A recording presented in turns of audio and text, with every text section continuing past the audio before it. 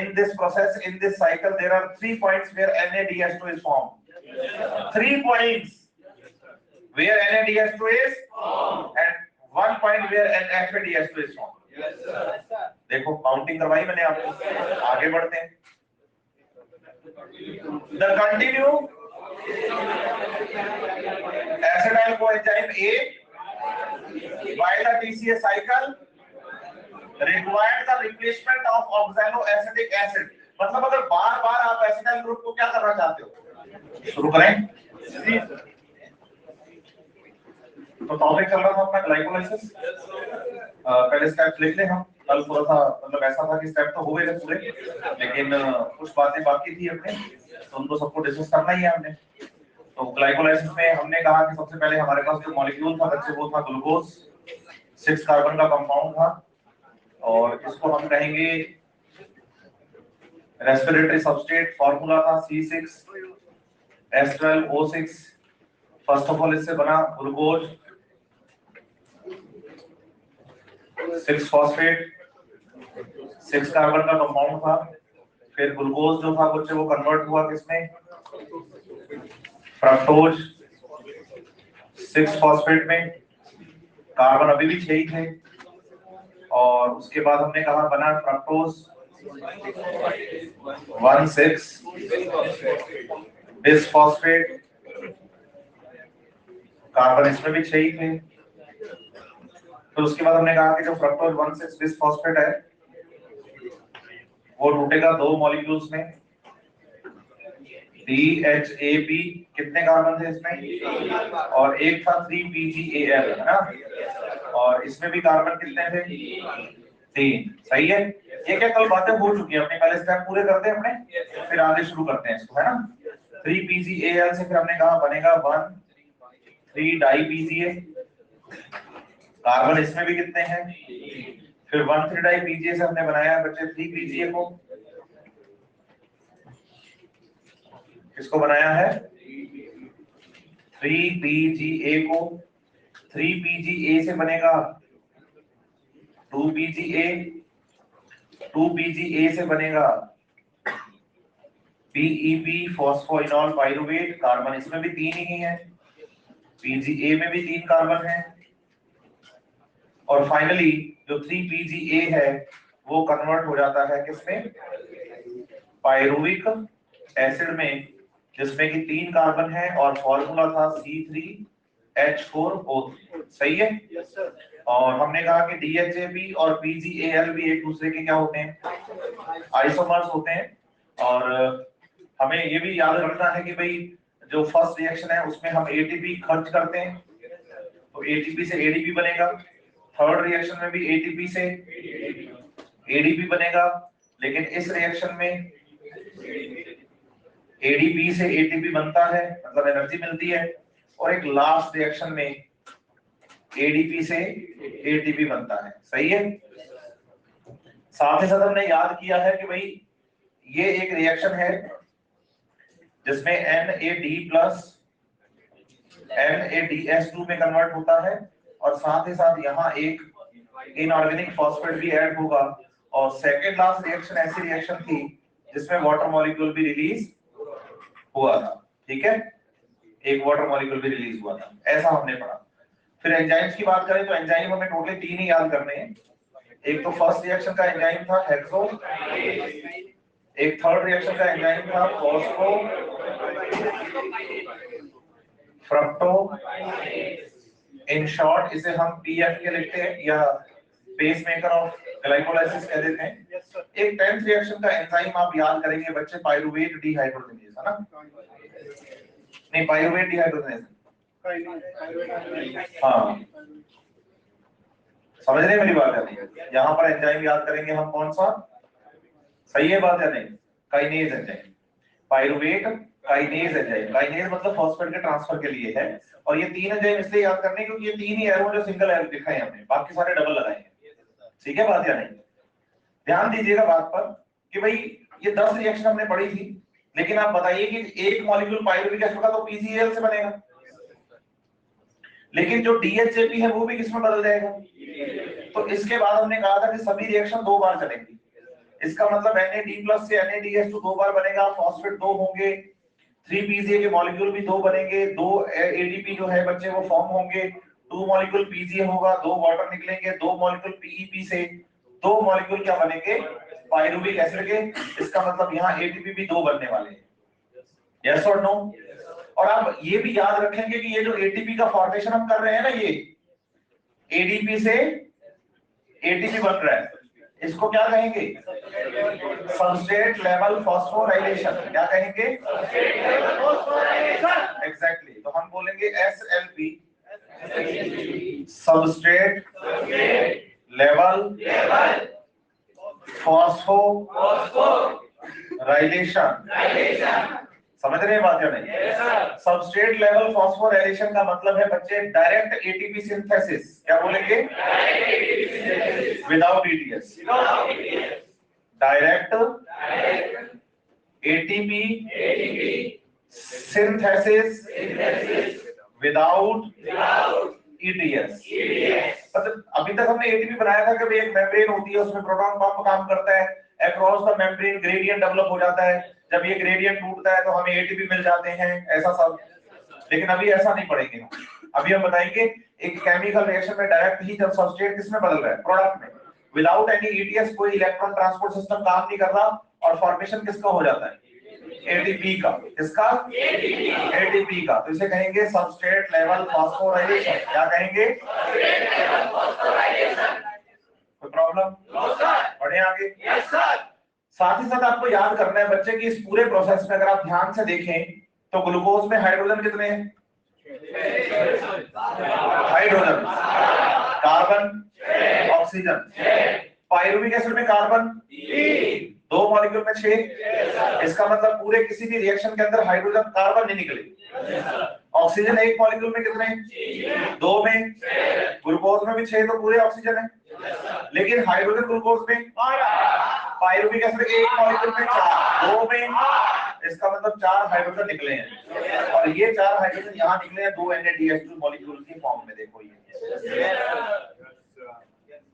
तो क्या आपने ग्लूकोज के सारे हाइड्रोजन निकाल लिए, क्या आपने ग्लूकोज के सारे हाइड्रोजन निकाल लिए, नहीं निकाले ना। तो बताइए ग्लूकोज पार्शियली ऑक्सीडाइज, बोलो partial oxidation of glucose in glycolysis. Glycolysis में ग्लूकोज का पार्शियल ऑक्सीडेशन होता है, कंप्लीट ऑक्सीडेशन।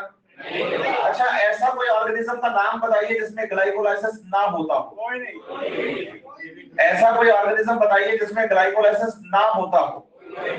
बोलो ऐसा कोई है ही नहीं, क्योंकि हर लिविंग ऑर्गेनिज्म में रेस्पिरेशन चलता है। बोलो ऐसे, और जिसमें रेस्पिरेशन चलता है ना उसमें ग्लाइकोलाइसिस पक्का होगा, चाहे रेस्पिरेशन एरोबिक हो और चाहे। तो ऐसा कोई ऑर्गेनिज्म है क्या, है क्या?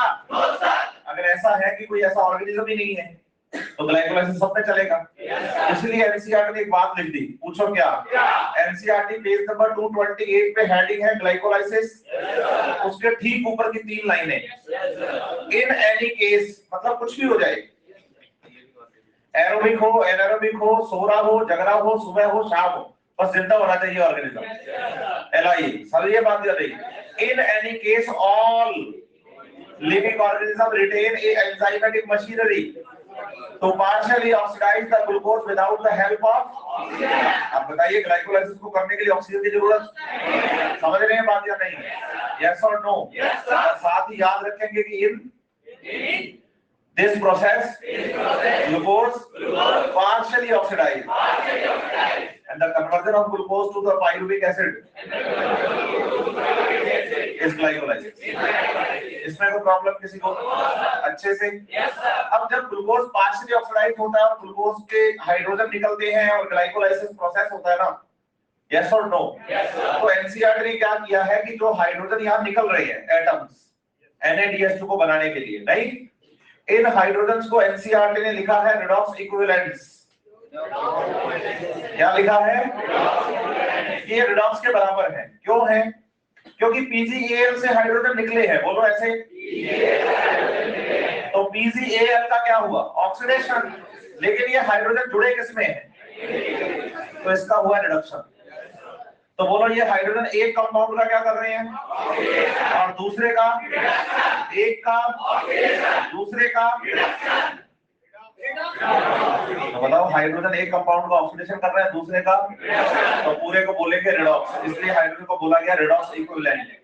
एनसीईआरटी पेज नंबर 229 पे ग्लाइकोलाइसिस का फ्लो चार्ट है, केमिकल रिएक्शन है 10, उसमें इधर तीसरा पैराग्राफ है, द फ्रक्टोज 1,6-बिस-फॉस्फेट it is split into the dihydroxyacetone phosphate and the 3-phosphoglyceraldehyde. We find that there is one step where the NADH2 is formed from, in this which 3-phosphoglyceric acid is formed, converted into 1,3-di by PGA, and 2 reductant equivalents are removed, bracket में लिखा है, in the form of hydrogen atoms. मतलब hydrogen और redox equivalent एक ही बात है। Question में अगर रिडॉक्स इक्विवेलेंट का क्वेश्चन आए तो, और हाइड्रोजन का लिखा है तो रिडॉक्स इक्विवेलेंट सोच के कुछ भी आप सोचिए आंसर सेम ही आएगा। ठीक है, एक तो ये बात याद रखिएगा। चलो आगे, हाँ या ना। अब क्वेश्चन बताइए कि भाई पूरे ग्लाइकोलाइसिस प्रोसेस में during the conversion of glucose to pyruvic acid, during the 1 molecule of glucose to how many ATP molecules are synthesized? synthesized 4, 2 यहाँ 2 वहां, क्योंकि ग्लूकोज से क्वेश्चन। ग्लूकोज से PGL के मॉलिक्यूल कितने बनेंगे? 2। एक PGL से 2 ATP बनते हैं, तो 2 PGL से how many ATP molecule synthesized from glucose? How many used? 2. How many net gain? 2. NEET 2022 2022 में जुलाई 22 को जो पेपर में क्वेश्चन आया था, net gain of ATP during the conversion of glucose to 2 molecules of pyruvic acid is, उसमें बंदा confuse था कि 6 होगा या 8। कंफ्यूज होने की जरूरत ही नहीं है। क्वेश्चन की लैंग्वेज में ना उसने एरोबिक लिखा, ना ऑक्सीजन की प्रेजेंस लिखी, ना माइटोकॉन्ड्रिया को मेंशन किया, और जब तक ये मेंशन नहीं होगा तब तक एटीएस चलने के चांस नहीं। और आप बताइए NADH टू एटीएस में जाके एटीपी में कन्वर्ट तभी होगा जब ऑक्सीजन प्रेजेंट होगी, या माइटोकॉन्ड्रिया मेंशन होगा, या एरोबिक रेस्पिरेशन मेंशन होगा। सीधी बात है कि भाई ये बता दो कि ग्लूकोज से 2 मॉलिक्यूल पाइरुविक में बनते टाइम कितने नेट अगेन एटीपी होता है? सिंपल बात है कि 4 बनते हैं, 2 यूज आ जाते हैं, 2 एटीपी बनते हैं। समझ रहे हैं बात या नहीं? अब अगर मैं आपसे पूछूं कि ड्यूरिंग, बोलो ऐसे, glycolysis in how many steps SLP occurs? During glycolysis in how many steps SLP occurs?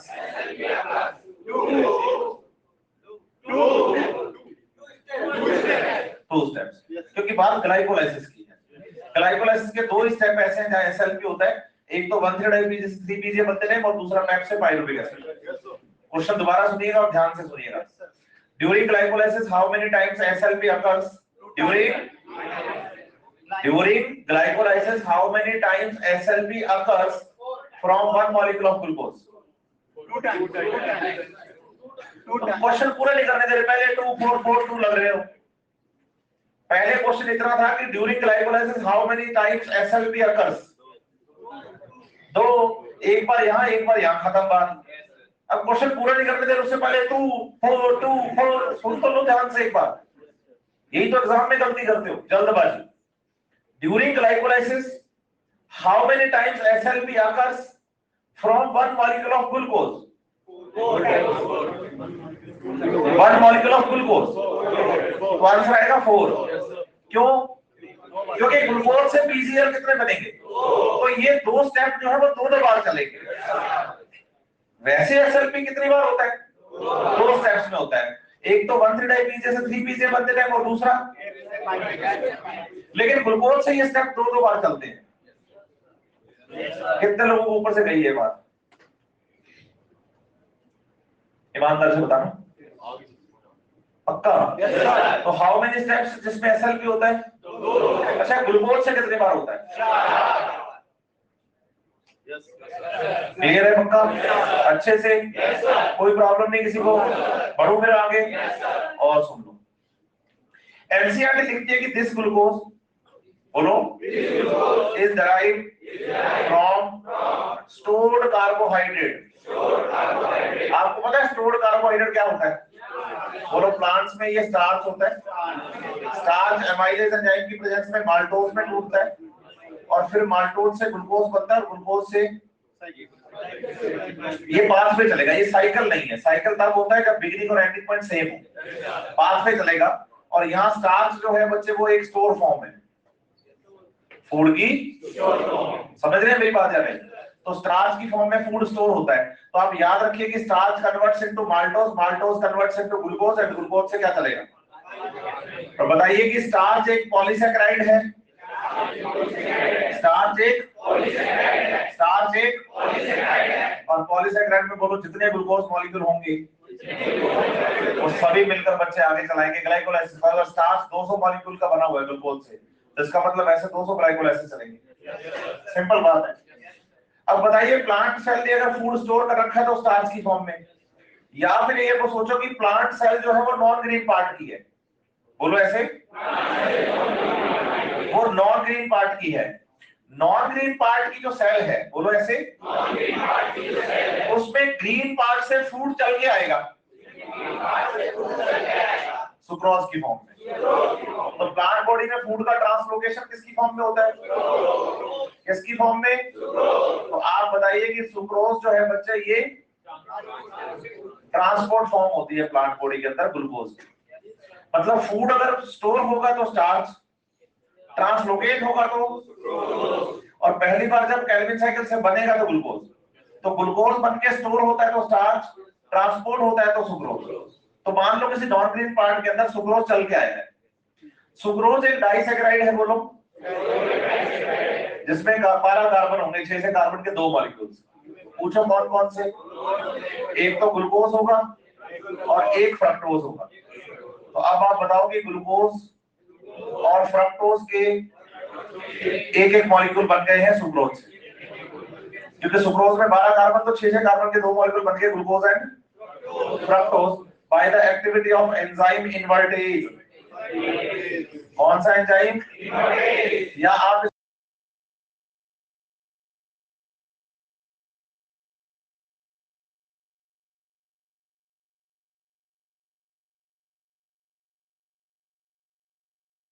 में डिसॉल्व करने पर D form L, L form D invert हो जाती है।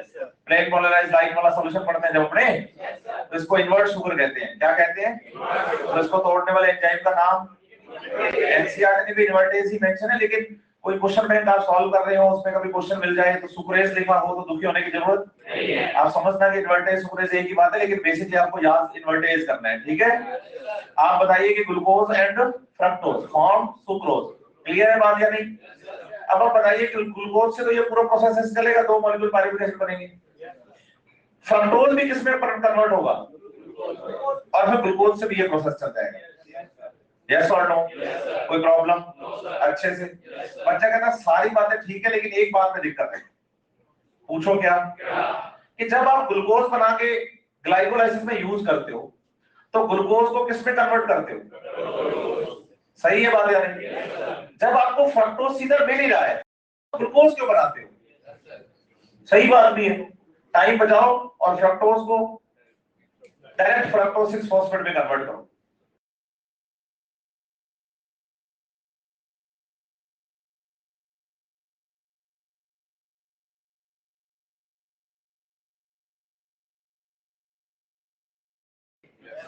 ये स्टेप क्या हो जाएगा? क्योंकि आपको ग्लूकोज को किसमें बदलना पड़ता है। आज आपके पास सीधा ही फ्रक्टोज है तो भाई फ्रक्टोज से फ्रक्टोज 6 फॉस्फेट बनाओ ना।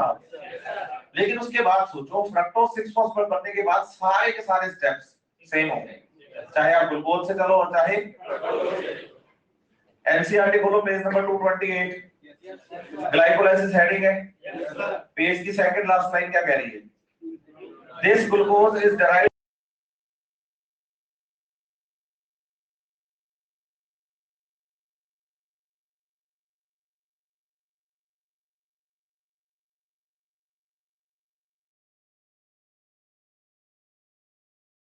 to monosaccharides by the activity of enzyme invertase. ठीक है? Glucose and fructose both the monosaccharides are readily enters into the glycolytic pathway. मतलब ये बनेंगे और जल्दी से ग्लाइकोलाइसिस को शुरू कर देंगे।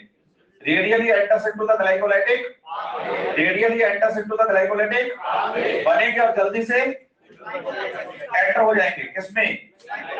ग्लाइकोलाइसिस प्रोसेस के अंदर। सही है बात या नहीं? आगे बढ़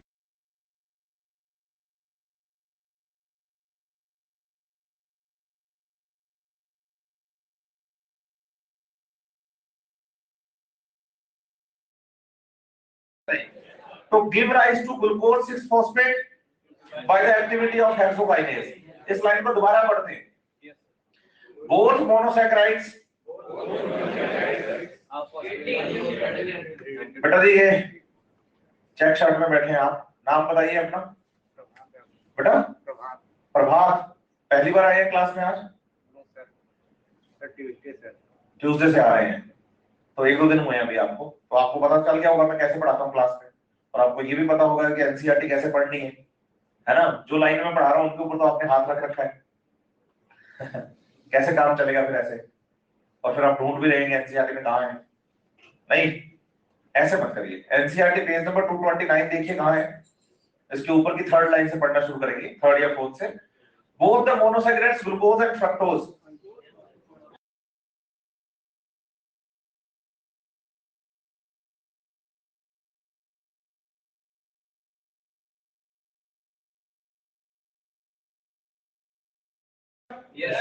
तो फ्रक्टोज में फॉस्फेट जुड़ने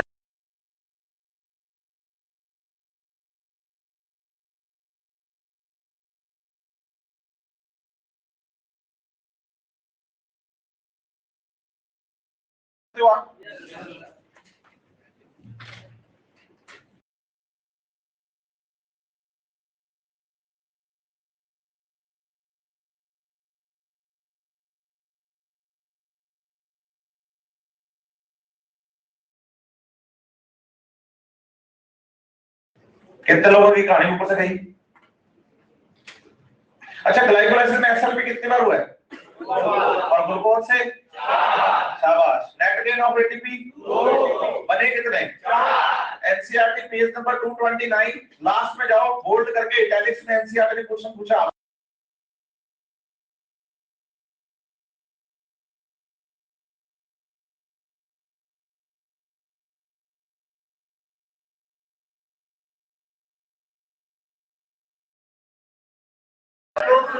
Used, synthesized, net gain.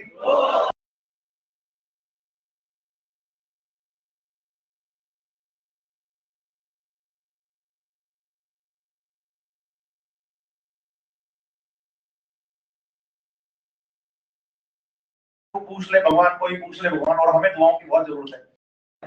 हाँ बेटा, हाँ तो डायरेक्टली का इसलिए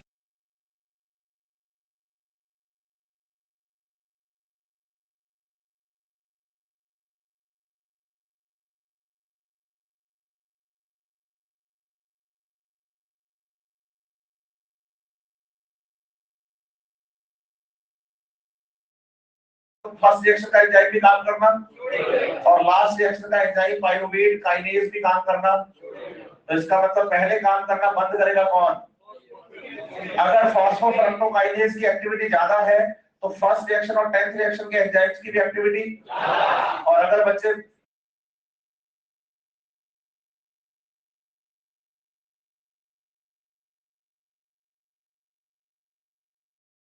दो एसएलपी भी बोला था, ग्लाइकोलाइसिस से 2 एसएलपी।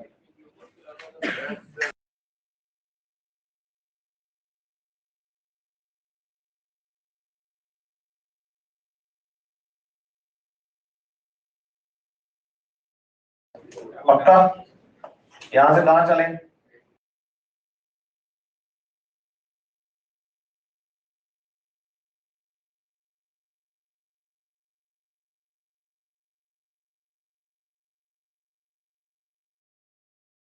डिस्टेंस क्रॉस करते हो, सिंपल बात है। अब सोचो आप अपनी कार से जा रहे हो तो कितने बार क्रॉस करोगे? मैं मेरी कार से जा रहा हूं, कितनी बार क्रॉस करूंगा? तो आप सोचो, कोटा से जयपुर जाते टाइम सीधा पूछ लेंगे कितनी बार क्रॉस करते हो डिस्ट्रिक्ट, तो 2 बार ये क्रॉस करेगा, 2 बार ये क्रॉस करेगा, तो 4। तो अगर सीधे पूछ लेंगे भाई ग्लाइकोलाइसिस में एसएलपी कितनी बार होता है, सिर्फ 2 बार। ये एक स्टेप, ये एक स्टेप, ये यहाँ एसएलपी होता है ग्लाइकोलाइसिस। लेकिन ग्लूकोज से ये स्टेप कितनी बार चलते हैं, क्योंकि पीजीएल के एक मॉलिक्यूल से 2 स्टेप, दूसरे मॉलिक्यूल से दूसरे 2 स्टेप, तो टोटल कितने हो गए। तो मेंशन होगा अगर ग्लूकोज तो एसएलपी होंगे 4। मेंशन होगा कोई ग्लूकोज ग्लूकोज नहीं, सिर्फ ग्लाइकोलाइसिस में कितनी बार हो रहा है, तो सिंपल 2। थैंक यू, हंस के बोला कर थोड़ा सा यार।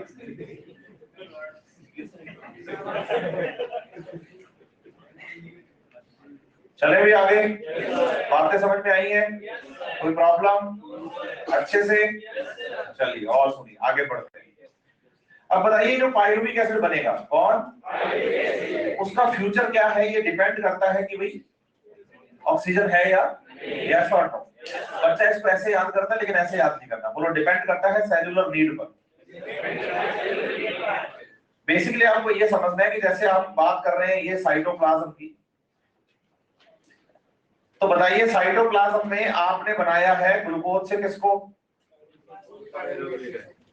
पाइरुविक एसिड को, सही है।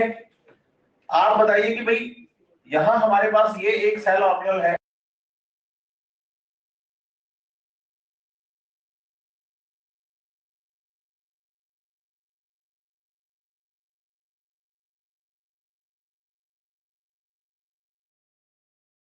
इसका कोई जरूरत नहीं है, नहीं भी बनेगा तो कोई दिक्कत नहीं है, क्रिस्टी है ये, ठीक है। कोई ये ना ये क्रिस्टी तो बनाई नहीं आपने, तो वो भी बना देते हैं, कोई बात नहीं, ठीक है।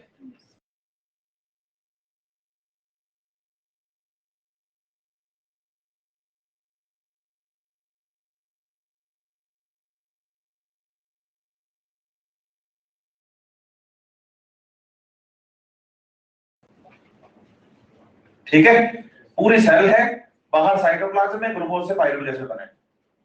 बोलो अगर सेल की नीड है कि उसे कोई एसिड बनाना है या अल्कोहल बनाना है, तो बताइए ये पाइरुविक एसिड साइटोप्लाज्म में ही एनारोबिक रेस्पिरेशन में काम आएगा।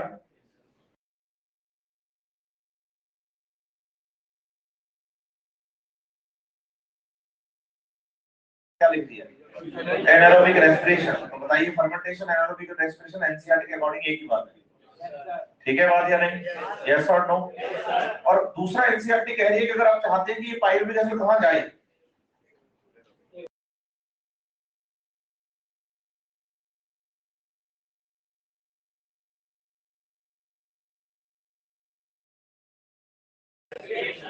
समझ रहे हैं मेरी बात या नहीं। अगर ये पाइरुविक एसिड कहां जाएगा, समझ रहे हैं बात या नहीं, तो माइटोकॉन्ड्रिया में जाने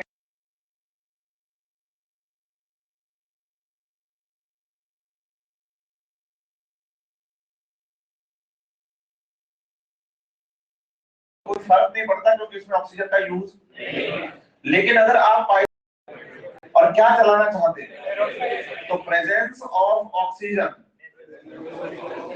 एसेंशियल है। मतलब ऑक्सीजन होना आपके लिए बहुत जरूरी है। कब जरूरी है, एग्जैक्टली अगर आप चाहते हैं कि क्या हो, तो ऑक्सीजन कंपलसरी है, तभी ये पाइरुविक एसिड माइटोकॉन्ड्रिया में जाएगा। अगर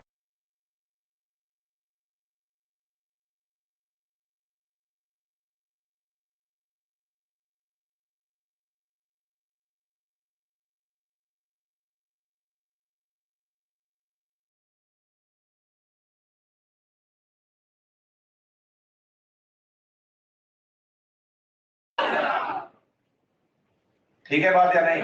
तो अभी क्या कर रहा हूं कि हमारे लिए ना anaerobic respiration as compare to aerobic is much simpler, इसलिए हम फोकस कर रहे हैं एरोबिक पर, क्योंकि एनारोबिक तो much simpler from the aerobic. तो हम पूरा फोकस अभी किस पे कर रहे हैं, कॉम्प्लेक्स प्रोसेस पे। हम एरोबिक में चलेंगे, अभी हम माइटोकॉन्ड्रिया में लेकर चलेंगे पाइरुविक एसिड को, इसलिए हम फर्मेंटेशन टॉपिक अभी स्किप कर रहे हैं एनसीईआरटी से, ठीक है। तो पेज नंबर 231 पे हेडिंग क्या है, तो आप बताइए, to the aerobic respiration occurs in the,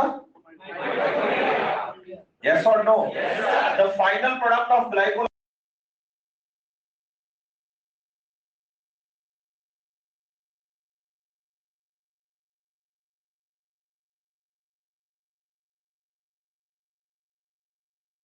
aerobic respiration करें फिर शुरू आगे। बताइए जब पायरुविक एसिड अंदर आ जाएगा, जैसे अभी अपने पास था पहले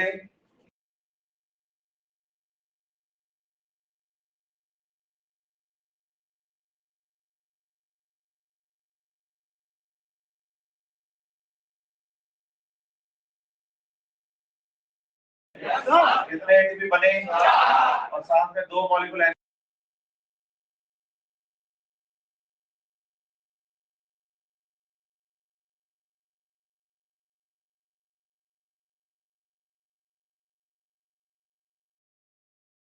entering into the mitochondria now converts into acetyl coenzyme A। Acetyl coenzyme ए में कार्बन कितने काउंट करते हैं? बताइए पायरुविक एसिड में कार्बन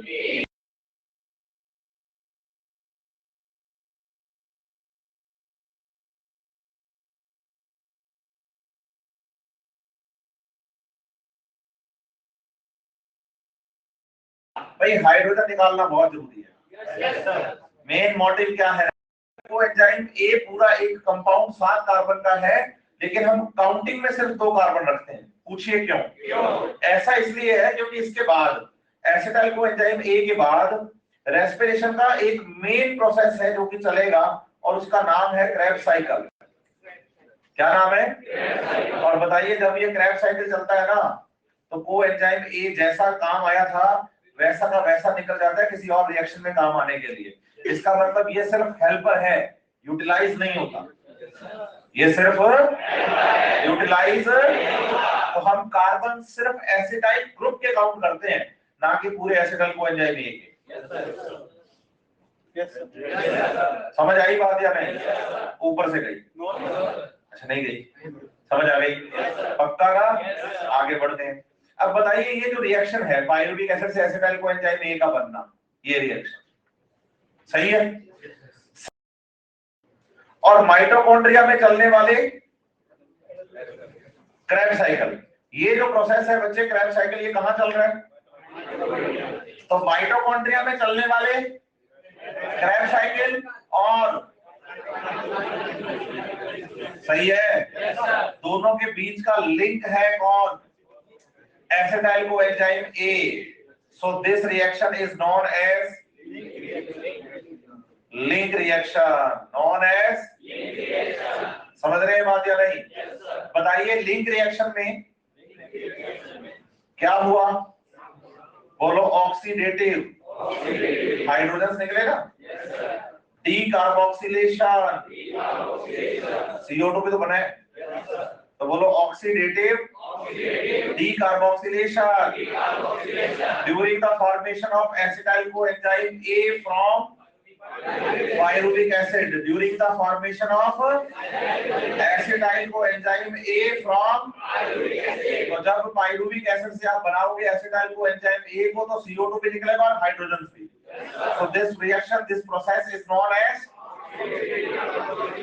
और बताइए इस रिएक्शन में काम करने वाला एंजाइम, बोलो पायरुवेट डीहाइड्रोजिनेज। लेकिन ये एंजाइम अकेला काम, इसलिए इसको कहते हैं पायरुवेट डीहाइड्रोजिनेज कॉम्प्लेक्स, जिसमें साथ में हेल्पर भी होते हैं। पूछो कौन कौन?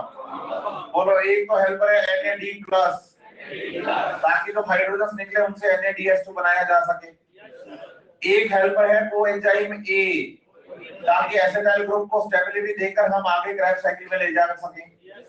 एक हेल्पर है मैग्नीशियम आयन, जो कि इस एंजाइम का मेटल एक्टिवेटर है। और 2 साथ में कोएंजाइम याद करने हैं, लिपोइक एसिड और थाइमीन पायरोफॉस्फेट। याद करिए जब एंजाइम पढ़ाए थे ये सब बताए थे मैंने कहा था याद केवल 2 ही करने हैं, Na++ और NADP+, nicotinamide adenine di nucleotide और nicotinamide adenine di nucleotide phosphate. याद ये 2 ही करने हैं क्योंकि सिलेबस में लिखे गए हैं, लेकिन पढ़ने सारे हैं क्योंकि काम जगह जगह आते हैं। आज मैं आपको La और TP भी बता रहा हूं। Same equation, same reaction, NCERT page number 235 पे येलो कलर की शेड में है, देखो आप 235 5 नहीं 1 पे, जहां अपने चल रहे हैं मैंने 5 बोल दिया क्या? नहीं नहीं 1 पे, कोई नहीं, फ्लो में हो जाता है, कोई नहीं बच्चे। 231 पे इक्वेशन है येलो शेड में पूरी पूरी, pyruvic acid plus NAD plus coenzyme में एरो है, फिर उसके बाद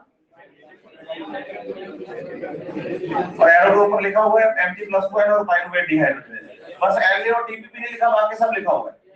मतलब इसका ये हो गया कि इसको भी याद नहीं करना, सिर्फ पढ़ना ही है, तो पता होना चाहिए कि कोएंजाइम कहाँ काम आते हैं, अदरवाइज एग्जाम में आने के चांसेस बहुत, क्योंकि है ही नहीं ना एनसीईआरटी में। Magnesium TPP sorry magnesium NAD और कोएंजाइम में, ये तो तीनों याद करने क्योंकि एनसीईआरटी में लिखे हैं, लेकिन टीपीपी थाइमीन पायरोफॉस्फेट और LA lipoic acid, Los Angeles में लिपोइक एसिड, समझ रहे हैं बात या नहीं? इनको हमें सिर्फ रीड करना है, याद करने की जरूरत नहीं है, ऐसे मतलब रट्टा मारने की जरूरत नहीं कि क्या है क्या है क्या है, समझे बात?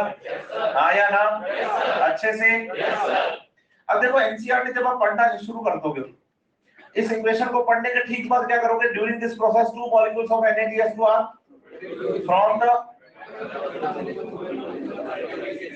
अब बच्चा जब इस लाइन को पढ़ता है तो काउंटर पे सौर सौर सौर, देखना यहाँ तो एक ही मॉलिक्यूल NADH2 बन रहा है, एनसीईआरटी ने कितना लिख दिए, फिर मैं कहता तूने आके लास्ट में ब्रैकेट नहीं देखा। हाँ फ्रॉम, अब 1 मॉलिक्यूल ऑफ ग्लूकोज से पाइरुविक एसिड कितने? 2, तो एसिटाइल कोएंजाइम A कितने? तो CO2 कितने? और NADH2 कितने?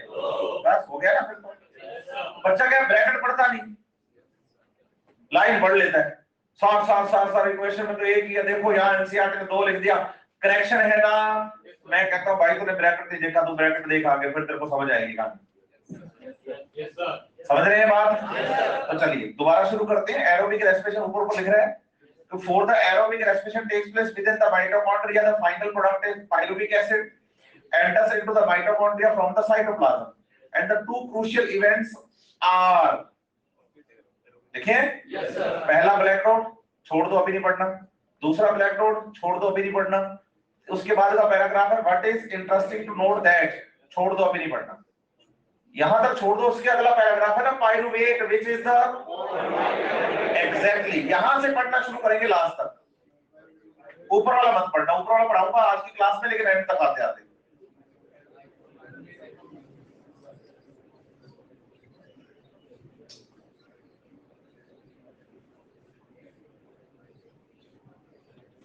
भाई समझ आया?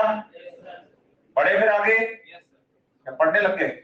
पढ़ लो पढ़ लो, हाँ हाँ कोई बात नहीं, कुछ ऐसा ना लग जाए कि भाई बच्चे को लगे कि मेरे को समझ नहीं आया, पूछ लो बस मेरे से, मैं फिर आगे बढ़ूं। हाँ जी ठीक है, कोई दिक्कत, कोई डाउट? देखो डाउट ना होने के कारण सिर्फ कितने, या तो सब समझ आए या फिर कुछ भी समझ में नहीं आया, पक्का ना? बढ़ूं फिर मैं आगे? चलो चलो फिर ठीक है, आगे बढ़ते हैं। अब बात करते हैं ग्लाइकोलाइसिस के बाद, लिंक रिएक्शन के बाद क्रेब्स साइकिल, करें शुरू?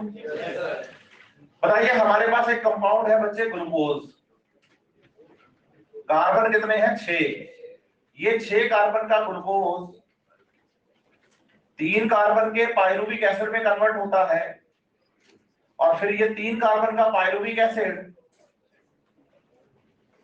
एसिटाइल कोएंजाइम A में, जिसमें हम कार्बन कितने काउंट करते हैं? क्योंकि हम कार्बन सिर्फ एसिटाइल ग्रुप के काउंट करते हैं, नहीं काउंट करते हैं किसके? एग्जैक्टली, समझे बात? अच्छे से सुनिए फिर। बताइए जब आप ग्लूकोज से क्या बना रहे होते हैं? पाइरुविक एसिड, तो एटीपी खर्च करते हैं कितने?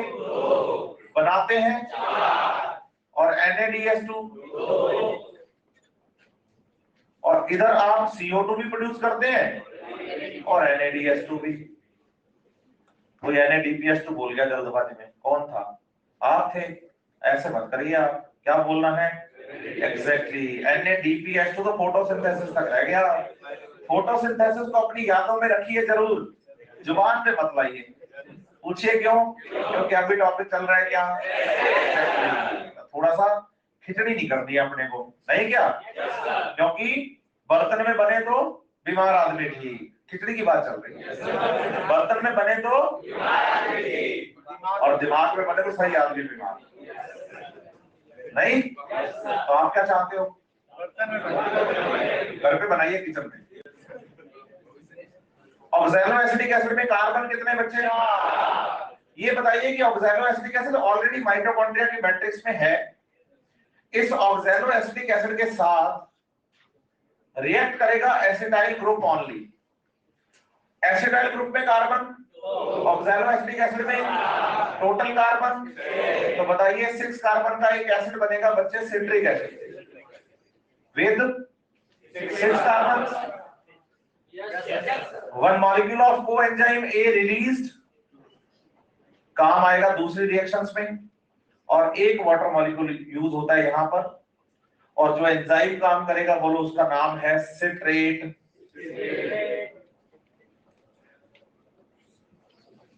सिंथेज पता है कौन सी क्लास का है? 6th क्लास, लाइगेज का। 2 छोटे कंपाउंड्स को जोड़कर एक बड़ा कंपाउंड बना देता है। 2 छोटे कंपाउंड्स को जोड़कर एक लाइगेज, 6th नंबर की क्लास। सही है? तो ऑक्सैलो एसिटिक एसिड में कार्बन कितने? सिट्रिक एसिड में कार्बन कितने? है ना? एक बात और बताऊं, सिट्रिक एसिड में 3 कार्बोक्सिलिक ग्रुप होते हैं। कितने? 3। इसलिए इसको ट्राई कार्बोक्सिलिक एसिड कहते हैं। किसको? सिट्रिक एसिड को। तो शॉर्ट में क्या लिख देते हैं? सिट्रिक एसिड को। और बताइए कि सिट्रिक एसिड, बोलिए ऐसा, is first product of Krebs cycle. इसलिए क्रेब्स साइकिल, हेंस क्रेब्स नाम के साइंटिस्ट ने बताया था, इसलिए साइकिल का नाम क्रेब्स साइकिल है। क्रेब्स साइकिल है। साथ ही साथ बताइए इसका फर्स्ट प्रोडक्ट कौन? इसलिए इसे सिट्रिक एसिड साइकिल भी कहा जाता है। क्या कहा जाता है? समझ रहे हैं बात या नहीं? यस और नो? और बताइए इसमें 3 कार्बोक्सिलिक ग्रुप होते हैं, इसलिए इसे ट्राई कार्बोक्सिलिक एसिड साइकिल या टीसीए साइकिल भी कहा जाता है। तो आज के बाद क्रेब्स साइकिल लिखा हो, टीसीए साइकिल लिखा हो, सिट्रिक एसिड साइकिल लिखा हो, और सीए साइकिल लिखा हो। CA citric acid cycle, CA TCA citric acid, Krebs cycle, सब बातें एक। तो first product of the Krebs cycle is, और एक मजे की बात और बताऊं, oxalo acetic is the first member, oxalo acetic acid is the first member of the Krebs cycle. अगर क्वेश्चन में लिखा है first member of Krebs cycle, तो दिमाग में क्या आना चाहिए? और अगर एग्जाम में क्वेश्चन की लैंग्वेज में लिखा हो फर्स्ट प्रोडक्ट, और लैंग्वेज में लिखा हो फर्स्ट मेंबर लिखा हो तो, फर्स्ट प्रोडक्ट लिखा हो तो, एक बात और सीख लो, बोलो सिखा दो। इसमें कितने कार्बोक्सिलिक ग्रुप? इसे कहते हैं डाई कार्बोक्सिलिक एसिड, बोलो डीसीए। तो बच्चा पता क्या कहता है बाहर आके काउंटर पे? सर इसका मतलब oxalo acetic acid first product था C4 पाथवे का। DEP में CO2 जुड़ता है पैकेज की प्रेजेंस में, तो पहला stable compound for C4 cycle is. तो बच्चा कहता है वहां पर फर्स्ट प्रोडक्ट DCA होता है, तो क्या मैं C4 पाथवे को DCA साइकिल कह सकता हूं? बोलो हाँ, बिल्कुल। DCA di carboxylic acid cycle, C4 pathway, जो कि पहला प्रोडक्ट ऑक्सैलो एसिटिक एसिड है, और TCA क्रेब्स साइकिल, क्योंकि पहला प्रोडक्ट सिट्रिक एसिड साइकिल है, सिट्रिक एसिड है। ऊपर से क्या ना पता नहीं चला क्या पढ़ाया है? पक्का? First member of Krebs cycle, first product of Krebs cycle. Any problem? बढ़े आगे अच्छे से। अब बताइए कि जो सिट्रिक एसिड है कौन? इसका ना आइसोमरेशन होता है, लेकिन आइसोमरेशन से डायरेक्ट इसका आइसोमर नहीं बन जाता। इसके आइसोमर का नाम है आइसोसिट्रिक एसिड। क्या नाम है? लेकिन वो डायरेक्ट फॉर्म नहीं होता, बीच में पहले क्या होती है, केमिकल रिएक्शंस होती है, जिसमें कि एक इंटरमीडिएट कंपाउंड बनता है सिस एकोनिटिक एसिड। सिस एकोनिटिक एसिड कितने कार्बन? बोलो 6। और जो वाटर मॉलिक्यूल ऐड हुआ था ना वो यहां निकल जाता है। और फिर सिस एकोनिटिक एसिड से इसका आइसोमर बनता है, बोलो आइसोसिट्रिक एसिड। कितने कार्बन? बोलो वाटर मॉलिक्यूल फिर से ऐड हो जाता है। तो आप बताइए कि भाई एसिटाइल कोएंजाइम ए और ऑक्सैलोएसिटिक एसिड जुड़कर आइसोसिट्रिक एसिड बनने तक नेट वाटर मॉलिक्यूल एक यूज हो गया। ये यूज हुआ, ये निकल गया, ये तो बैलेंस हो गया। एक ये यूज हुआ ना, फिर समझ रहे हैं? तो नेट वाटर मॉलिक्यूल कितने यूज किया अभी तक आपने? एक। कोई प्रॉब्लम? आगे बढ़ते हैं। बताइए this whole reaction is induced by enzyme aconitase and the activator of the aconitase is iron। ठीक है? फिर आप बताइए कि isocitric acid is converts into oxalosuccinic acid, carbon 6 but hydrogen कम हो जाते हैं और हाइड्रोजन यहाँ निकल जाते हैं। और यहाँ जो हाइड्रोजन निकलेंगे ना बच्चे, तो हम बताएंगे कि NAD plus converts into NADH2 means इस रिएक्शन में ये हो गया है क्या? Oxidation of the substrate means isocitric acid का ऑक्सीडेशन होकर उसमें से हाइड्रोजन निकल गया और NADH2 बन गया। और वो मेन मोटिव तो हमारा हाइड्रोजन निकालना ही तो था। तो पहली बार क्रेब्स साइकिल में हाइड्रोजन हमने कहां निकाले हैं? आइसोसिट्रिक एसिड से ऑक्सैलोसक्सिनिक एसिड बनाते टाइम। कोई प्रॉब्लम? कोई बात ऐसी जो नहीं समझ में आई? बढ़ो आगे। और मजे की बात ये है कि बच्चा क्या करता है, एनसीईआरटी पेज नंबर 232 देखता है, उसमें 4 रिएक्शन देखता है, और इतना तो है ही नहीं जितना गुरुजी पढ़ा रहे हैं। नहीं समझ रहे आप मेरी बात? कि वैसे तो सर बहुत दुआई देते हैं किसकी, और अब एनसीईआरटी के डायग्राम में इतना तो थ्योरी पढ़ना मेरे साथ आज, फिर पता चलेगा। ठीक है? आगे बढ़े। चलो, oxalosuccinic acid is converts into alpha ketoglutarate acid। किसमें कन्वर्ट होगा? अल्फा कीटोग्लूटारिक एसिड में कार्बन बताओगे 5। कितने? 5। इसका मतलब ये हो गया कि इस रिएक्शन में निकलेगा कार्बन डाइऑक्साइड का एक मॉलिक्यूल। तो बताइए इस रिएक्शन में हो गया है क्या? डीकार्बोक्सिलेशन। क्या हो गया है? समझ रहे हैं बात का नहीं? और एंजाइम काम करता है ऑक्सैलोसक्सिनेट डीकार्बोक्सिलेज। समझ रहे हैं बात या नहीं? अच्छे से पक्का।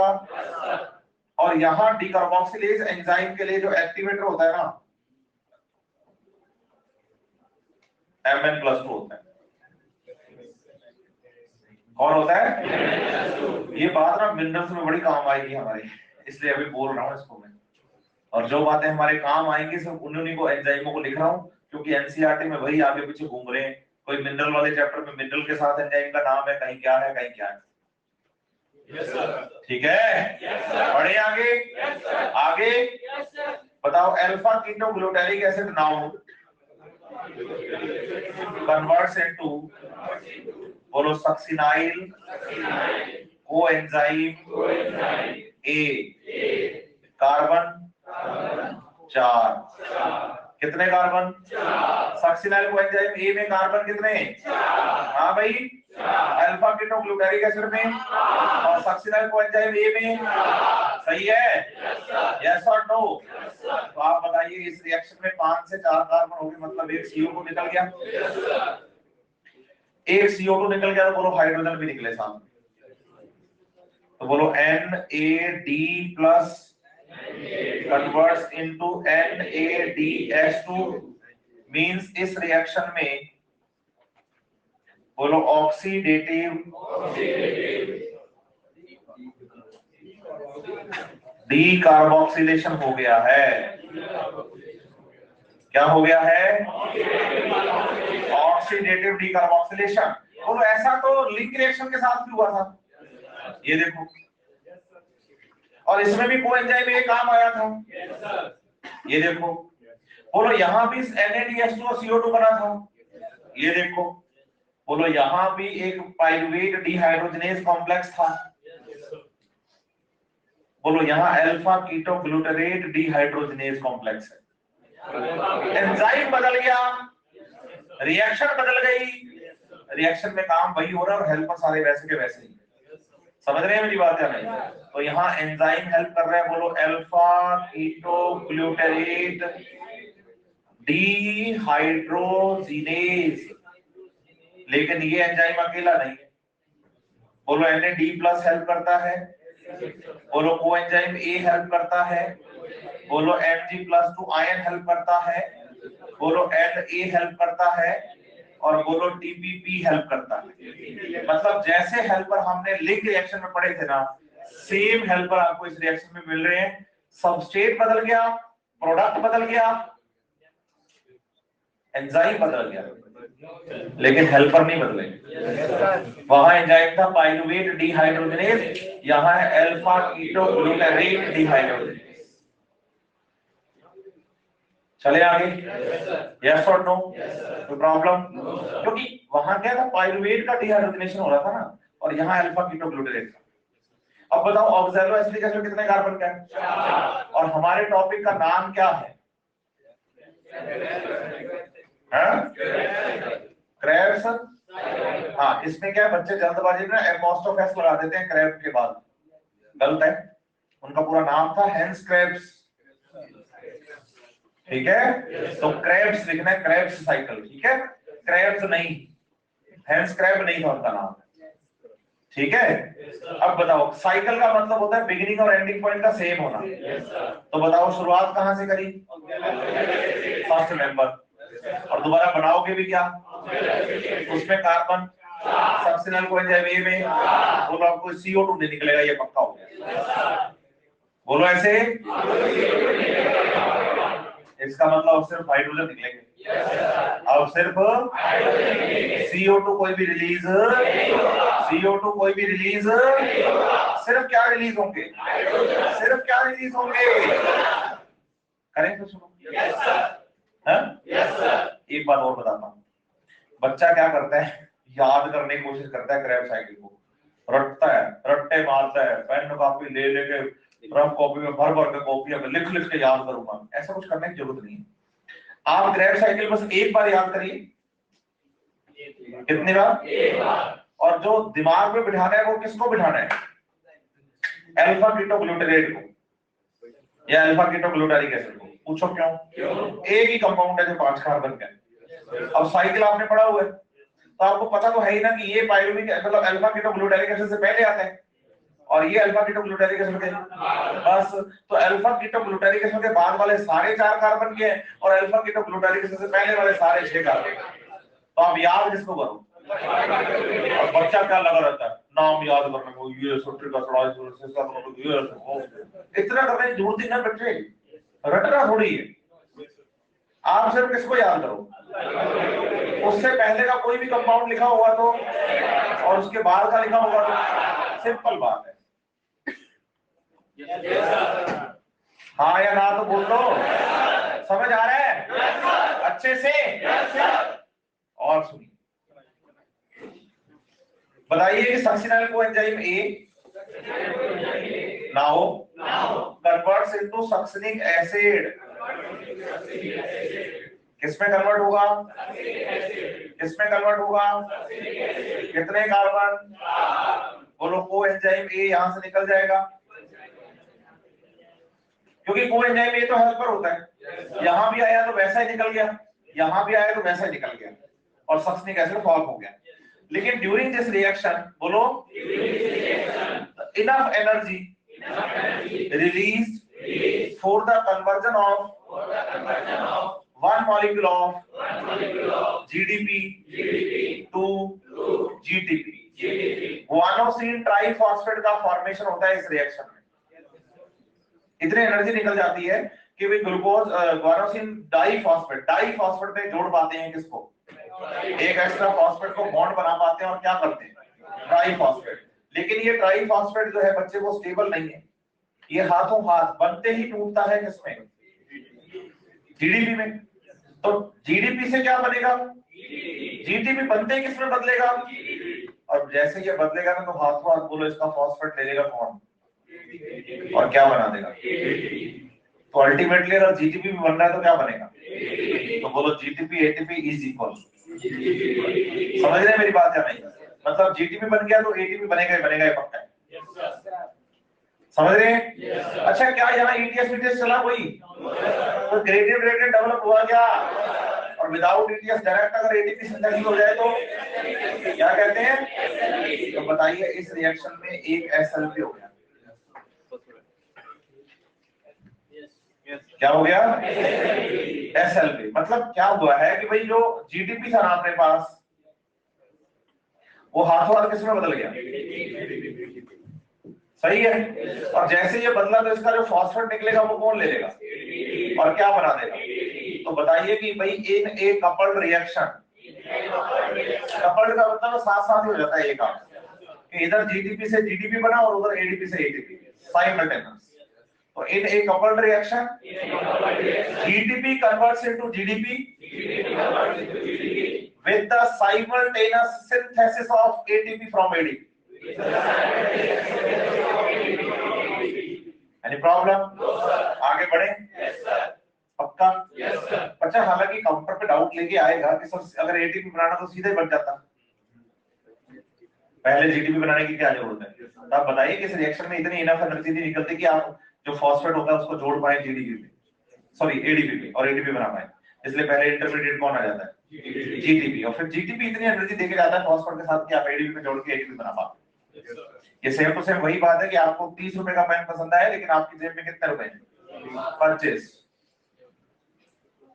समझ रहे हो बात है, कितने रुपए कम है। आप दुकान वाले से नेगोशिएट करते हैं लेकिन वो नेगोशिएशन में फेल हो जाते हैं आप, और वहीं से मैं निकलता हूँ। तो आप मुझे कहते हैं सर पैसे नहीं है पेन लेना है, मैं पूछता हूँ कितने, हालांकि आप तो मुझे 30 ही कहोगे लेकिन मैं अगर according to worth of the topic चलूं तो आपके पास 5 रुपए की कमी है सिर्फ, और वो मैं दे दूंगा।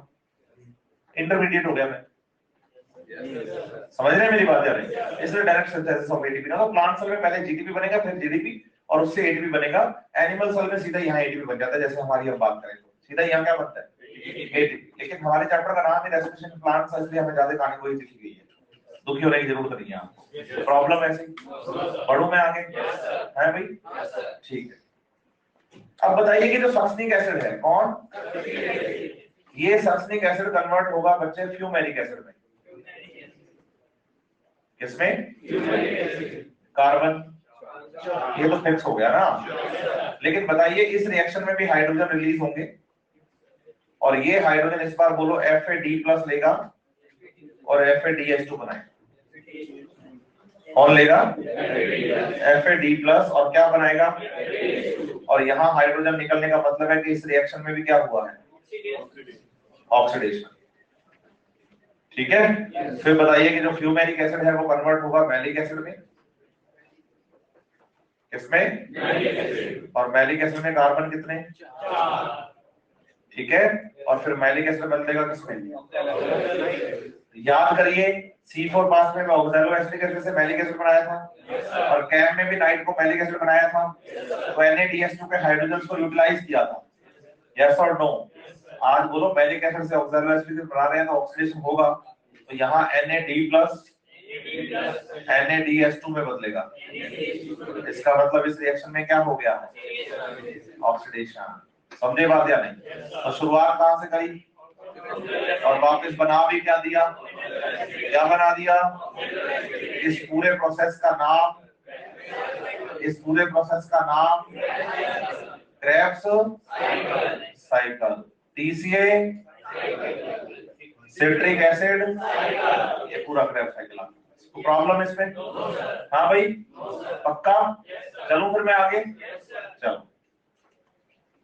शुरुआत करते हैं। अब ये तो हमने फ्लो चार्ट पढ़ा है बस अभी, अब बातें शुरू करते हैं इसके बारे में पढ़ने के लिए। ठीक है, आप बताइए इस क्रैब साइकिल के एक टर्न में, एक टर्न मतलब एक साइकिल में कितनी बार हाइड्रोजन निकले? आप मेरी शक्ल मत देखिए, आपका पूरा बोर्ड पे क्रैब साइकिल का डायग्राम एज इट इज है। हाइड्रोजन कितनी बार निकले?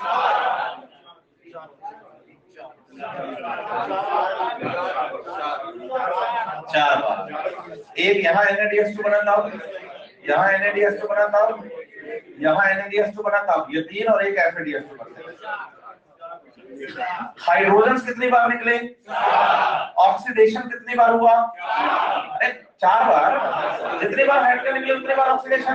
कौन है 3 वाला, कौन है? हाँ, इसलिए क्योंकि कभी आपने पड़ोसी की इधर की किताब देख ली, कभी पड़ोसी इधर की किताब देख ली, कभी इससे बोल लिया, कभी उससे बोल लिया, इसलिए आंसर 3 आ रहा है मुंह से। नहीं समझ रहे मेरी बात? आपको क्या लग रहा है कि मैं पूरा मेरा फोकस किस पे है? बोर्ड पे। तो इसका मतलब ये थोड़ी कि मैं मेरे बच्चों पे ध्यान नहीं दे रहा। समझ रहे हैं? तो हाइड्रोजन कितनी बार निकले? तो ऑक्सीडेशन, लेकिन इन 4 ऑक्सीडेशन में NADH2 कितने बने? एग्जैक्टली। और FADH2 ये याद करना है कि क्रैब साइकिल के अंदर 3 रिएक्शन ऐसी है जिनमें NADH2 बनता है। और आइसोसेटिक एसिड से ऑक्सैलोसस्टिक एसिड बनते हैं, अल्फा कीटोग्लूटारिक एसिड से सस्टेनल कोएंजाइम ए बनते टाइम, और मैलिक एसिड से ऑक्सैलो एसिटिक एसिड बनते टाइम। ये तीनों रिएक्शन NADH2 के लिए हैं, और सस्टेनिक एसिड से फ्यूमेरिक एसिड बनते टाइम। बच्चा कहता है हाइड्रोजन निकले 4 बार, ऑक्सीडेशन हुआ 4 बार, तो 3 ही बार NADH2 को बनाए। मतलब इस रिएक्शन में ऐसा क्या हो गया कि आपने हाइड्रोजन NAD+ को ना देकर FADH+ को दिए? समझ रहे हैं बात या नहीं? तो बोलो इस रिएक्शन में जो हुआ वो हुआ इस रिएक्शन के एंजाइम की वजह से, जिस एंजाइम का नाम है बोलो succinic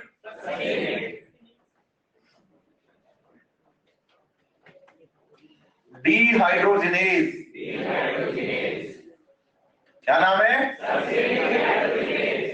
present in inner membrane of mitochondria. अब ये भी डायग्राम बनाया था ना हमने, ये वाला। तो बताइए कि क्रैब साइकिल होता एरोबिक रेस्पिरेशन मतलब क्रैब साइकिल। समझ रहे हैं मेरी बात या नहीं? तो आप बताइए कि अगर कोई आपसे पूछे कि क्रैब साइकिल कहाँ होता है, बताना माइटोकॉन्ड्रिया की, माइटोकॉन्ड्रिया की। चलो अभी एक लाइन बोलता, बताना सही बोले या गलत। All the reactions of the Krebs cycle takes place in the matrix of mitochondria. गलत है, एक्सेप्ट 1 बोलना पड़ेगा, क्योंकि ये रिएक्शन माइटोकॉन्ड्रिया की इनर मेम्ब्रेन पर होती है, क्योंकि इस रिएक्शन का एंजाइम कहाँ है? इनर माइटोकॉन्ड्रियल मेम्ब्रेन पर। तो बताइए all the reactions of the Krebs cycle occurs in matrix of mitochondria except 1. Which one? हाँ ना तो बोलो भैया। समझ आ रहा है? अच्छे से? पक्का? प्रॉब्लम? क्यों बोलते हैं?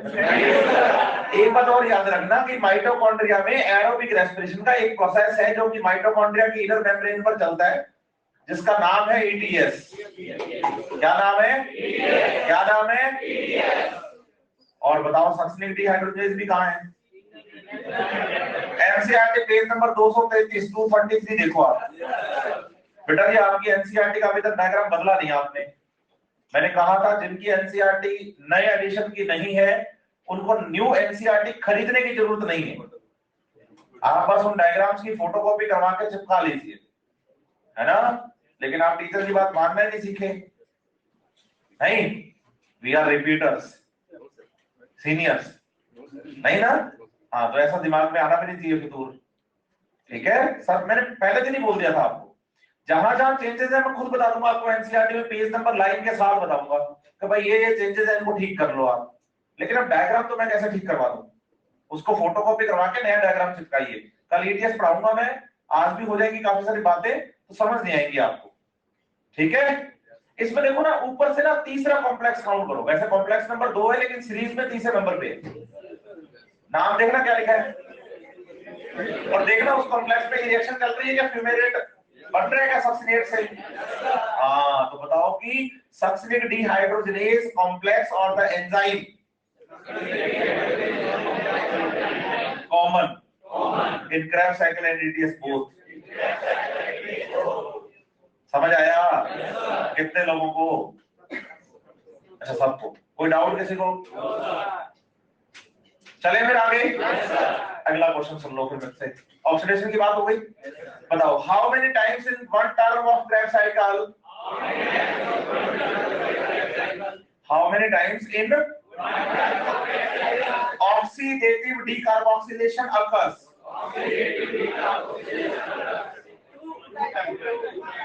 oxidative decarboxylation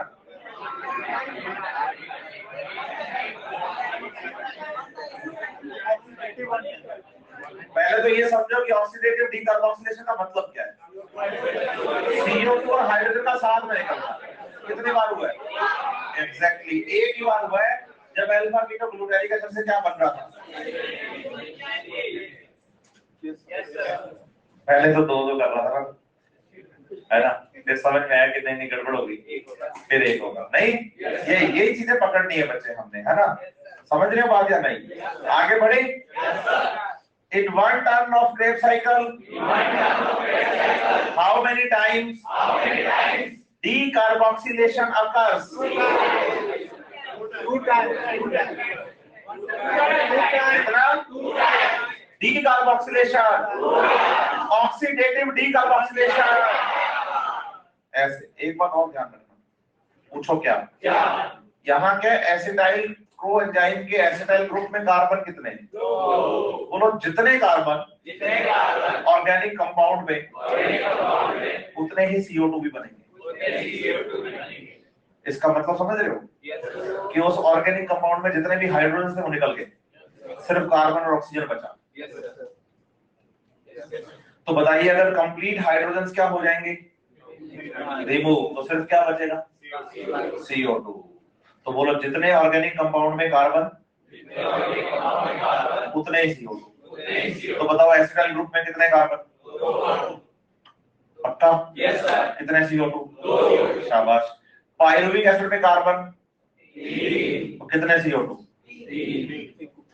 3। तो Krebs cycle में लिंक रिएक्शन नहीं। इसका मतलब कंप्लीट ऑक्सीडेशन हो गया। इसका मतलब सारे हाइड्रोजन निकल गए, मतलब जितने कार्बन हो उतने CO2 बन जाए, मतलब सारे हाइड्रोजन रिलीज हो गए हैं। तो बताओ, पायरुविक एसिड में कार्बन CO2, एसिटाइल ग्रुप में कार्बन CO2, सही है? यस और नो? अब बताओ, ग्लूकोज में कार्बन, तो बताओ सर, पायरुविक एसिड 2 बनेंगे, 6 कार्बन। बोलो सर, एसिटाइल कोएंजाइम में 2 बनेंगे, 4 कार्बन। और अगर ये प्रोसेस 2 बार चलेगा ना बच्चे, तो ग्लूकोज से टोटल 6 कार्बन निकालोगे आप। तो बोलो, यहाँ हुआ है कंप्लीट ऑक्सीडेशन। ग्लाइकोलाइसिस में था इनकम्प्लीट ऑक्सीडेशन, क्योंकि सारे हाइड्रोजन नहीं निकाले थे आप। लेकिन यहाँ क्या हो गया? क्या हो गया?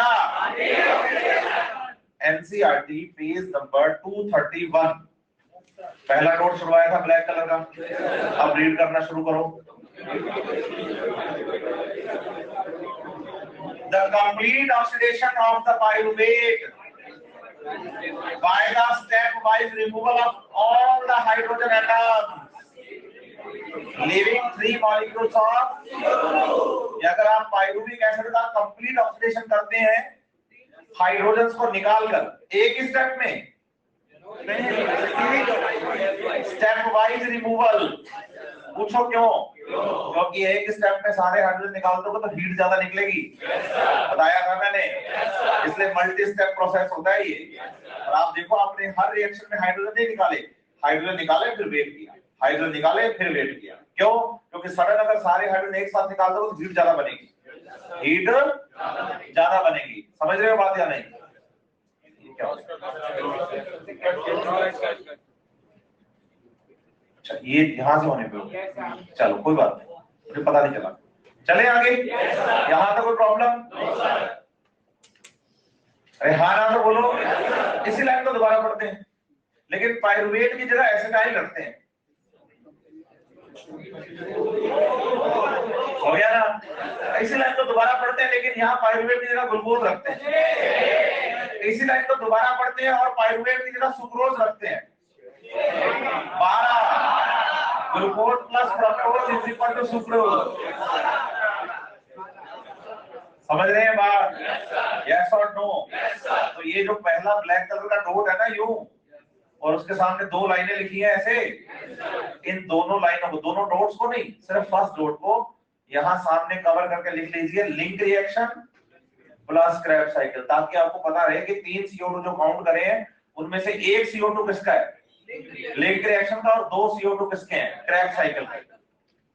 तो लाइन के सामने पहले डॉट के ठीक सामने क्या लिखोगे, link reaction plus Krebs cycle, link reaction plus Krebs cycle.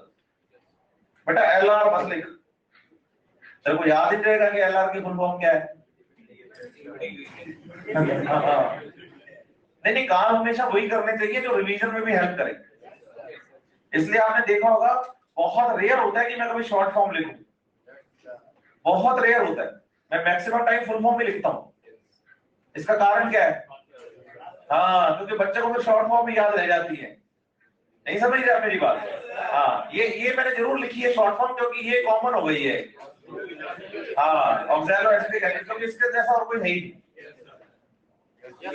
Problem यहाँ तक किसी को भी? बढ़ू आगे पक्का। अब अपने पढ़ते हैं एनसीईआरटी, फिर देखते हैं कि हमें क्रैब साइकिल एनसीईआरटी समझ में आया या? अगर आ गया हो तो थैंक यू बोल देना, फिर अपने अगले टॉपिक पे चलेंगे। चलो एनसीईआरटी पेज नंबर 231 खोलो। TCA साइकिल की पहली लाइन एनसीईआरटी कह रही है the TCA cycle starts with the condensation of, यहाँ कंडेंसेशन से मतलब जुड़ना है, फ्यूजन है। बच्चा घर में मैंने ना सेल बायोलॉजी पढ़ी थी, वहां क्रोमेटिन कंडेंस करा के ना क्रोमोसोम बनाए थे। ये वही वाला कंडेंसेशन है? मैं कहता नहीं, शब्द है कंडेंसेशन। वहां कंडेंसेशन का मतलब था लंबे धागे को छोटा और मोटा करना, यहाँ कंडेंसेशन का मतलब है जुड़ना। ठीक है? तो for the TCA cycle starts with the acetyl group with oxaloacetic acid and water molecule. देखो आप, acetyl group, oxaloacetic acid and water molecule to yield citric acid. This whole reaction induced by enzyme citrate and one molecule of coenzyme A released. Clear है line? Yes sir. फिर NCERT लिखती है now citric acid now isomerized to isocitric acid. Yes sir. Yes sir. फिर वो क्या लिखता है? it मतलब कौन? isocitric acid. Followed by 2 successive decarboxylation. Followed by एक तो ये रहा ऑक्सैलोएसिटिक एसिड से अल्फा कीटोग्लूटारिक एसिड बनते टाइम, और दूसरा अल्फा कीटोग्लूटारिक एसिड से सक्सेसिव, बोलो एक के बाद एक लगातार सक्सेसिव डीकार्बोक्सिलेशन। इस लाइन में बच्चा कंफ्यूज रहता है, काउंटर पे आके पूछता जरूर है, आपको पूछते नहीं है। पूछो क्यों? क्योंकि आप यहीं पढ़ रहे हो ना।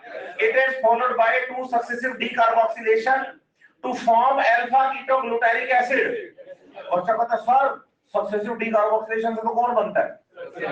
और एनसीईआरटी ने क्या लिख दिया? क्योंकि उसने लाइन अधूरी पढ़ी। वो कह रहा है it followed by 2 successive decarboxylation to form alpha ketoglutarate acid, फिर पेज पलटो, and then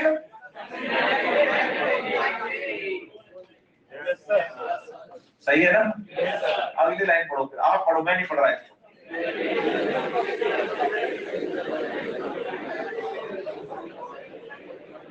एक बार फिर से पढ़ो, लाइन पढ़नी है, बाकी तो मैं पढ़ाऊंगा। नेक्स्ट लाइन पढ़ो आप बस।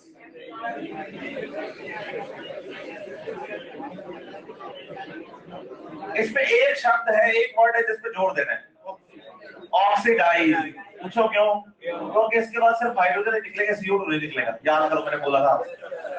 उसने कहा in the remaining steps of the Kreb cycle और the TCA cycle succinyl coenzyme A now oxidized to oxaloacetic acid. उसने ये नहीं कहा कि भाई अब डीकार्बोक्सिलेशन होगा, क्यों?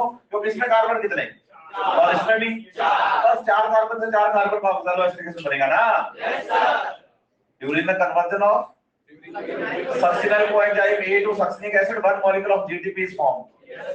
मेरी शक्ल का देख रहे हो, एनसीईआरटी पढ़ो ना आप। 1 molecule of GTP is formed। This is the SLP, substrate level phosphorylation। In a coupled reaction, ये वाली बात कर रहा है। In a GTP converts into with the simultaneous synthesis of from ADP। आगे बढ़े। In this process, in this cycle, there are 3 points where NADH2 is formed। 3 points where NADH2 is formed and 1 point where FADH2 is formed। देखो counting करवाई मैंने आपको। आगे बढ़ते हैं। The continue acetyl coenzyme A by the TCA cycle required the replacement of oxaloacetic acid। मतलब अगर बार-बार आप एसिटाइल ग्रुप को क्या करना चाहते हो, नहीं क्रैब साइकिल चलाना चाहते हो अंदर ला ला के, तो जरूरी है कि आप बार-बार ऑक्सैलोएसिटिक एसिड बनाओ। नेक्स्ट लाइन में है in addition it also required the regeneration of NAD+ and FAD+ from the NADH2 and FADH2। Krebs cycle में जो आप NAD+ से NADH2 और FAD+ से FADH2 जो बना रहे हो, इनको दोबारा फिर से FAD+ और NAD+ में बदलना जरूरी है। इसको समझो। जैसे आप बताओगे भाई ये ना माइटोकॉन्ड्रिया है,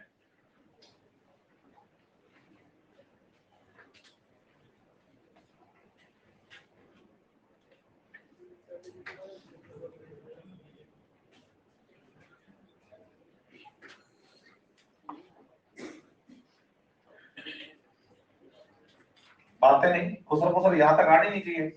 कान मेरे दिखते नहीं, काम अच्छे करते हैं। कहा है मैंने कई बार आते हैं, ख्याल रखिए बच्चे, क्लास का डेकोरम नहीं बिगाड़ेंगे, ठीक है।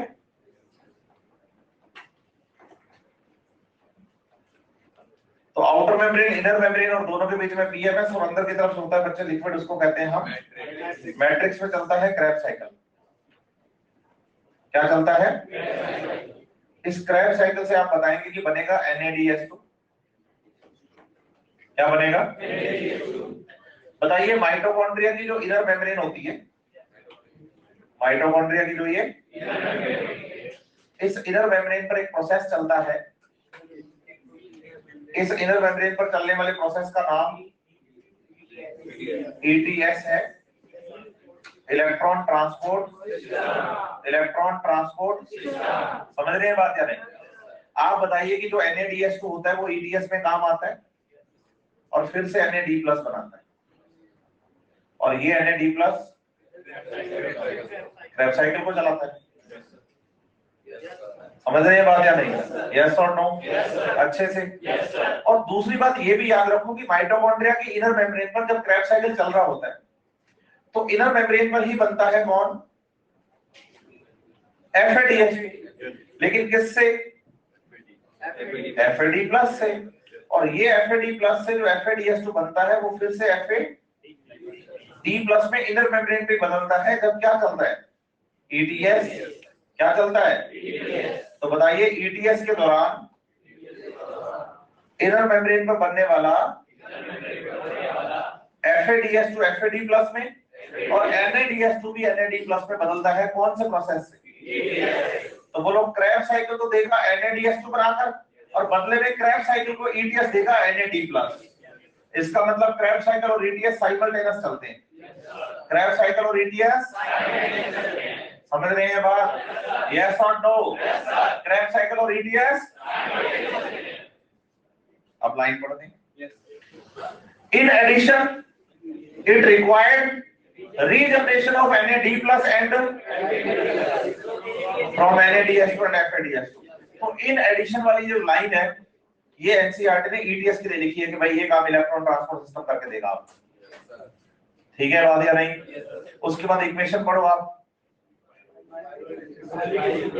Pyruvic acid plus 4 NAD plus, क्योंकि पायरुविक एसिड से NADH2 4 बनते हैं, एक लिंक रिएक्शन में और 3 क्रैब साइकिल में। 1 FAD प्लस 1 ADP और 2 वाटर्स। आप वाटर मॉलिक्यूल काउंट कर लीजिए एक बार, बच्चे क्रैब साइकिल में देख लीजिए नेट वाटर मॉलिक्यूल कितने यूज आ रहे हैं। पहला ये जो यूज हुआ था ये नाम निकल गया, बैलेंस हो गया ये तो एक यहाँ और एक यहाँ। अच्छा लिखा नहीं मैंने, कोई बात नहीं बता देता हूँ, एक यहाँ, बस ये 2 वाटर मॉलिक्यूल याद करने हैं आपको, इसलिए इक्वेशन में कितने वाटर मॉलिक्यूल है। अच्छा कितने बच्चों की ऐसी एनसीईआरटी जिसमें लास्ट ईयर किसी ने कटवा के यहाँ 2 की जगह 3 करवाया हो? क्योंकि अभी बच्चे मुझे मिले हैं एक दो जिनमें एनसीईआरटी के अंदर ये 2 वाटर को कटवा कर 3 करवाया गया है कोई? ठीक है, फिर बहुत अच्छी बात है। तो आपको ध्यान रखना है बच्चे, अपने को वाटर यहाँ 2 ही रखने हैं, ठीक है। तीसरा वाटर होता जरूर है, वो बच्चा क्या करता है कि जोड़ दिया जाता है ऐसे कि भाई कोएंजाइम ए यहाँ से निकला तो यहाँ वाटर क्या हो गया, ऐड हो गया ना। उनको लगता है कि यहाँ भी कोएंजाइम ए निकला तो वाटर क्या हो जाएगा, लेकिन यहाँ जो वाटर ऐड होता है वो रिएक्शन में ऐड नहीं होता। वो वाटर जो होता है वो जीडीपी के साथ जो फॉस्फेट जुड़ता है ना, उस फॉस्फेट को जोड़ने के लिए फॉस्फोरिक एसिड बनाने में काम आता है। वो इस प्रोसेस का पार्ट नहीं होता, वो जीडीपी से जीडीपी बनने का प्रोसेस का पार्ट होता है, इसलिए उसको क्रेब्स साइकिल रिएक्शन का पार्ट नहीं मानते हम, ठीक है। इसलिए वाटर मॉलिक्यूल कितने लिखने हैं आपको? 2, सही लिखे होंगे, ठीक है। अब मुझे बात बताना, ग्लूकोज से टोटल NADH2 काउंट करो तो कितने बने? 8। हाँ ऊपर से काउंट करना शुरू कर, बिना रटा रटा नहीं बोलना, तोते की तरह बोलना शुरू कर देते हो तुम लोग, क्योंकि एनसीईआरटी ने 8 लिखे हैं, आपको क्या लगता है 8? मैं कह रहा हूँ ग्लूकोज से टोटल बताओ कितने।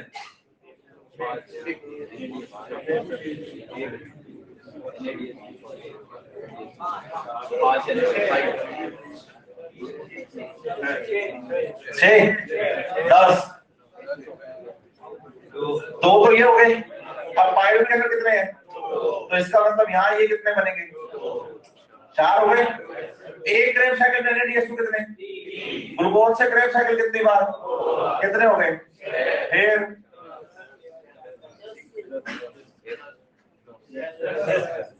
है ना। अब इक्वेशन का ठीक नीचे की एनसीईआरटी की लाइनें पढ़ो। वी हैव टिल नाउ कि भाई अब तक हमें पता चल गया है, सीन दैट हमने देख लिया कि glucose has been broken down, CO2 and पढ़ते जाओ आगे,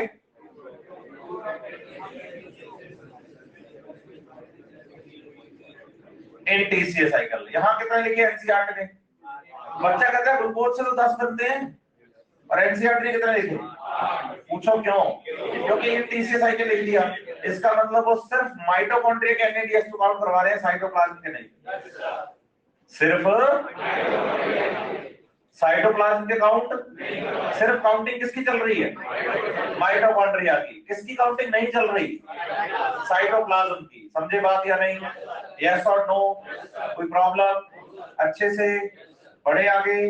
अरे हाँ ना तो बोलो भाई अच्छे से ना। देखो क्रेब साइकिल भी हो गया, बधाई हो आपको बहुत बहुत। कुछ नहीं बचा, एनसीईआरटी की सारी बातें कर दी हमने और सारा line to line word to word complete. और ये सारी इक्वेशंस आपको याद करनी है, क्योंकि एनसीईआरटी ने क्या किया कि भाई यहाँ 4 ही रिएक्शन लिखी हैं, लेकिन चारों रिएक्शन की लाइनें कंटिन्यू नहीं है, डॉटेड है। पूछो क्यों? क्योंकि डायग्राम में इतना नहीं लिखा, लेकिन थ्योरी में तो सारा ही लिखा हुआ है लगभग, है ना। तो याद रखना है इसको। बढ़े आगे। अगला जो प्रोसेस हमारा है वो क्या है? ETS। ETS चलेगा कैसे? बेसिकली आप बताइए कि ETS इनर मेम्ब्रेन पर होता है, तो NADH2 से निकलने वाले जो हाइड्रोजन होते हैं, यहां से पूरा हाइड्रोजन आएगा, ध्यान देना बात पे, पूरा क्या आएगा? उस हाइड्रोजन के जो इलेक्ट्रॉन्स होंगे ना, इलेक्ट्रॉन्स, वो तो ETS को चलाएंगे, और जो प्रोटॉन्स होंगे ना, प्रोटॉन्स, वो कहां आएंगे? पेरी माइटोकॉन्ड्रियल स्पेस में। और पेरी माइटोकॉन्ड्रियल स्पेस में क्या डेवलप हो जाएगा? ग्रेडिएंट। तो NADH2 के जो हाइड्रोजन्स जाएंगे यहां से, पूरा क्या जाएगा? उसका इलेक्ट्रॉन तो किसको चलाएगा? और जो प्रोटॉन्स होंगे वो पेरी माइटोकॉन्ड्रियल स्पेस में आ जाएंगे। और इनर मेम्ब्रेन पर पता ऑक्सीसोम्स होते हैं, और ये ग्रेडिएंट वाले H+ आयन यहां से बाहर निकलेंगे, तो इस जगह पे ATP का फॉर्मेशन हो जाएगा। तो हमारा जो अगला प्रोसेस है उसका नाम क्या है? लेकिन ETS चलता किसकी वजह से है? क्योंकि क्रेब साइकिल यहां से हाइड्रोजन निकाल के देते हैं, बताइए रेस्पिरेशन का मेन मोटिव क्या? हाँ, सबसे ज्यादा हाइड्रोजन कौन से प्रोसेस में निकलते हैं? तो बताइए एरोबिक रेस्पिरेशन का मेन प्रोसेस है क्रेब्स साइकिल। तो बताइए Krebs cycle is the main process for, Krebs cycle is the main process for at the maximum number of ATP synthesized by ETS. सबसे ज्यादा एटीपी बनाएगा कौन? क्योंकि ईटीएस बार बार क्या डेवलप करेगा? ग्रेडियंट, और ग्रेडियंट टूटेगा तो क्या मिलेगी? अगर कोई पूछे कि मैक्सिमम नंबर ऑफ एटीपी कौन बनाता है, आप बताना ईटीएस। और अगर कोई पूछे कि मेन प्रोसेस कौन, पूछो क्यों? ईटीएस चलने के लिए भी इलेक्ट्रॉन क्रेब्स साइकिल के NADH2 वाले हाइड्रोजन दे देंगे। तो कल जब हमने क्लास शुरू करेंगे तो ईटीएस पढ़ाएंगे आप, ठीक है? इतना पढ़ के आएंगे, कल अपना टॉपिक ईटीएस पढ़ेंगे। चलो चलते हैं, इसे प्लीज अपेंड कर दीजिएगा, है ना, फोटो लेके।